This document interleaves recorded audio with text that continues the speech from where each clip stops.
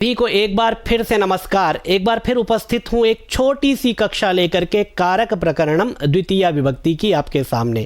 आइए बिना किसी भूमिका के प्रारंभ करते हैं आज की कक्षा को। द्वितीय विभक्ति का सबसे पहला सूत्र जो हमें पढ़ना है वह है कारके।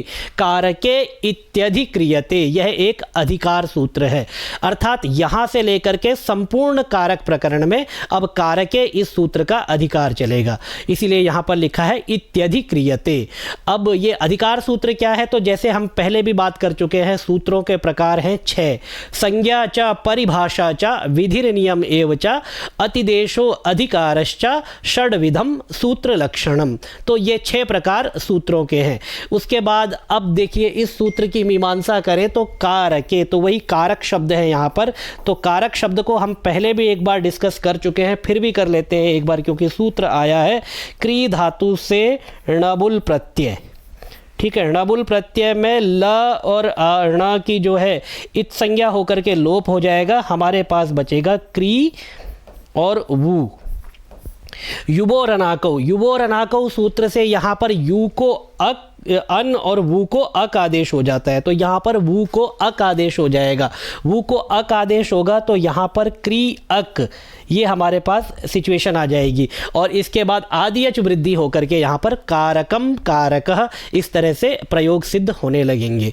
ठीक है, तो ये हो गया कारक शब्द किस तरह से बनता है। अब यहाँ पर ये भी बात कर लें कि कारक कहते किसको हैं, क्योंकि हम पहले जो हमारा फर्स्ट वीडियो था उसमें हमने इस बारे में बात की थी, फिर भी एक बार रिवीजन के लिए। तो क्रिया जनकत्वम कारकत्वम, जो क्रिया का जनक होता है उसी को कारक कहते हैं, या फिर दूसरे तरीके से इसको कह सकते हैं क्रिया अन्वयित्वम कारकत्वम, क्रिया का अन्वय जिसमें हो उसको कारक कहते हैं। इसके अलावा कारक कितने होते हैं, तो कर्ता कर्म च करणम च संप्रदानम तथैव च अपादानाधिकरणं च इत्याहु कारकाणि षट्। तो 6 कारक होते हैं। ठीक है, कर्ता कर्म च करणम च संप्रदानम तथैव च अपादानाधिकरणं च, अपादान और अधिकरण इत्याहु कारकाणि षट्। यहाँ पर हमने षष्ठी जो संबंध है उसको छोड़ दिया है। अब संबंध कारक क्यों नहीं होता है, तो जब हम शेषे षष्ठी सूत्र पढ़ेंगे तो वहाँ पर इसके बारे में बात करेंगे, तब स्पष्ट करेंगे कि संबंध को कारक क्यों नहीं माना गया है। आज का हमारा सूत्र है द्वितीय विभक्ति के लिए, जो कि कर्म संज्ञा करता है कर्तुरीप्सितमं कर्मः। देखिए कर्तुः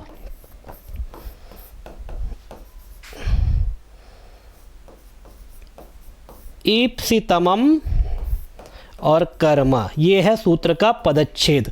कर्तुः ईप्सितमं कर्म, कर्तुः क्रियया आप्तुम इष्टतमं कारकम कर्म संज्ञम स्यात्, ये इसकी वृत्ति है।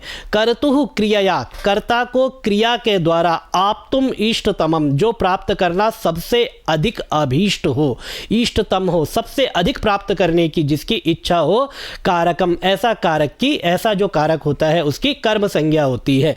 देखिए शब्दों के अनुसार चले तो कर्तुः क्रियया आप्तुम इष्टतमम कारकम कर्म संज्ञम स्यात्, कर्ता के द्वारा, जिसको क्रिया के द्वारा सबसे अधिक इष्टतम रूप से प्राप्त करने की इच्छा हो, ऐसे कारक की क्या होती है, कर्म संज्ञा होती है। ठीक है, ये तो हो गई इसकी सामान्य वृत्ति।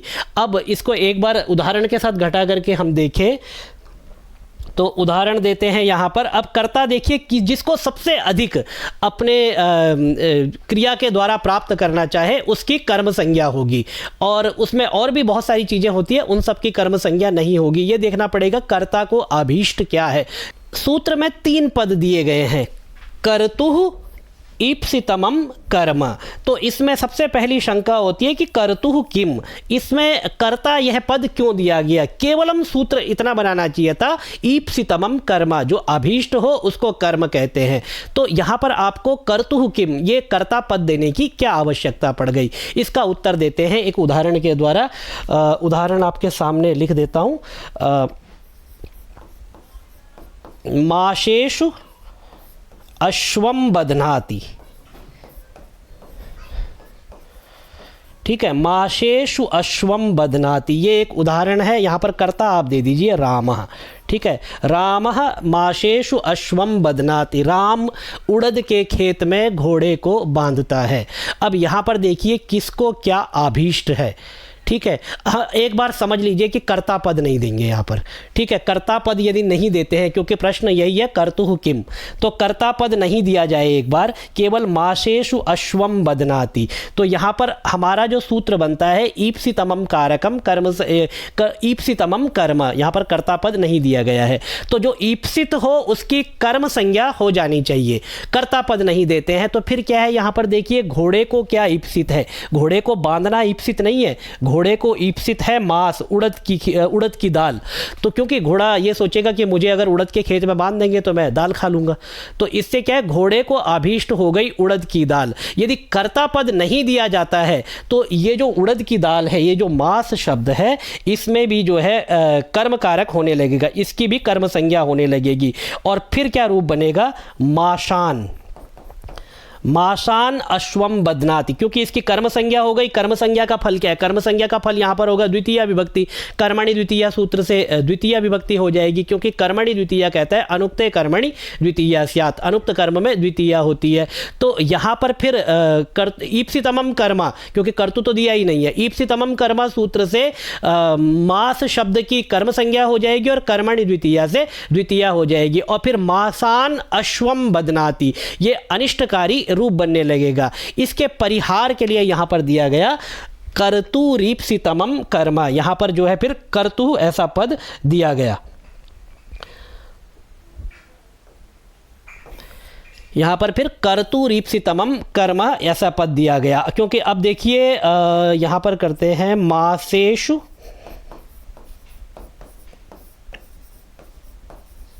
अश्वम बदनाति। अब यहाँ पर कर्तु दिया गया है तो एक कर्ता आप लिख लीजिए राम, रामः मासेषु अश्वम बदनाति, राम उड़द के खेत में घोड़ा बांधता है। अब राम को सबसे ज़्यादा अभीष्ट क्या है, उड़द का खेत या घोड़े को बांधना, तो राम को सबसे ज़्यादा अभीष्ट यहाँ पर है घोड़े को बांधना। तो अब जो कर्म संज्ञा होगी वह अश्व शब्द की होगी, क्योंकि राम को यहाँ पर अभीष्ट है घोड़े को बांधना। कर्तुः क्रिया, कर्ता को क्रिया के द्वारा आप तुम जो प्राप्त करना सबसे अधिक अभीष्ट हो, इष्टतमम, ऐसे कारक की कर्म संज्ञा हो जाएगी। तो राम का जो अभीष्ट है यहाँ पर घोड़ा है, घोड़े को बांधना है, तो यहाँ पर अश्व शब्द की कर्म संज्ञा हो जाएगी कर्तुरीप्सितमम कर्म सूत्र से। और फिर आगे जाकर के कर्मणि द्वितीय, अनुक्ते कर्मणि द्वितीय स्यात्, ऐसी जो वृत्ति है उस सूत्र की, उसके अनुसार कर्मणि द्वितीय सूत्र से यहाँ पर द्वितीय विभक्ति हो जाएगी। अब एक चीज को आप ध्यान रखिए कि संपूर्ण कारक प्रकरण में केवल उपपद विभक्ति को छोड़ करके कहीं पर भी, चाहे वो षष्ठी में हो चाहे सप्तमी में हो, क्योंकि वहाँ पर भी आधार की भी कर्म संज्ञा हो जाती है, तो वहाँ पर भी द्वितीय विभक्ति होती है। कहीं पर भी पूरे कारक प्रकरण में जब द्वितीय विभक्ति होगी तो एकमात्र सूत्र कर्मणि द्वितीय सब जगह द्वितीय विभक्ति करेगा, ठीक है। तो इसीलिए यहाँ पर मासेषु अश्वम बदनाति में अश्वम शब्द की कर्म संज्ञा होकर के कर्मणि द्वितीय से द्वितीय हो जाती है, ठीक है। इससे आगे बढ़ते हैं। अब कर्मणा ईप्सिता मासा, कर्म को मास उड़द ईप्सित है और कर्ता को ईप्सित नहीं है, क्योंकि कर्ता को तो घोड़े को बांधना ईप्सित है और कर्म जो अश्व है उसको मास उड़द की दाल ईप्सित है। यदि कर्ता पद नहीं देंगे तो फिर जो कर्म को ईप्सित है उसमें भी कर्म संज्ञा हो जाएगी और फिर उसमें भी फिर द्वितीय विभक्ति होने लगेगी। इसीलिए यहाँ पर कर्तुः ऐसा पद देना आवश्यक है। तो संपूर्ण सूत्र बनता है कर्तुरीप्सितमम कर्म। आइए दूसरी शंका यहाँ पर है तमब ग्रहणम किम। यहाँ पर दूसरी शंका आती है तमब ग्रहणम किम, सूत्र में तमब ग्रहण क्यों किया गया। कर्तुरीप्सितम कर्म, केवल इतना ही सूत्र होना चाहिए था। कर्तुरीप्सितमम, ये जो तमब ग्रहण किया गया है इसकी क्या आवश्यकता है, तो उदाहरण उसके लिए देते हैं।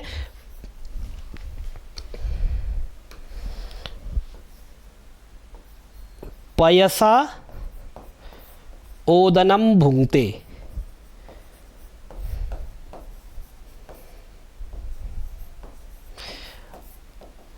दूध से भात खाता है। यहाँ पर कर्ता को अभीष्ट क्या है, देखो दोनों चीज़ें खाने की है, पैसा भी खाने का, दूध भी खाने का है, पीने का है, और ओदन जो भात है वह तो खाने का है ही। लेकिन यहाँ पर कर्ता को सबसे ज़्यादा अभीष्ट क्या है, कर्ता को अभीष्ट यहाँ पर है ओदनम, अर्थात चावल को खाना यहाँ पर कर्ता को अभीष्ट है। अब वो पैसा दूध प्राप्त हुआ तो दूध से चावल खा लिया, दाल मिलती तो शायद दाल से खा लेता।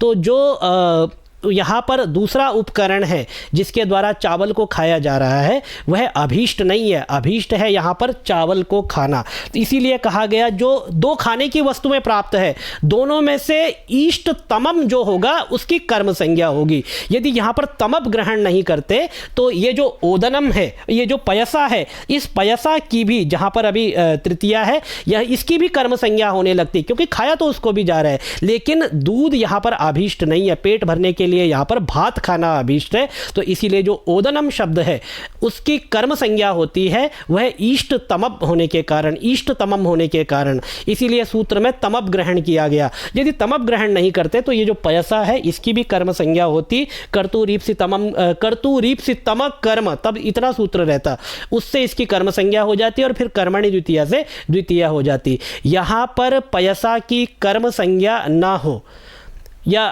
कोई भी इस तरह का बाकी वाक्य आता है उसकी जहाँ पर जो इष्टतमम जो कर्म है उसकी ही कर्म संज्ञा हो, जो ज़्यादा आवश्यक नहीं है, केवल साधन मात्र है, उस साधन की भी वहाँ पर कर्म संज्ञा ना हो, इसीलिए सूत्र में तमप ग्रहण ऐसा किया गया। कर्तुरीप्सितमम कर्म, इस तरह से यह सूत्र बनाया गया।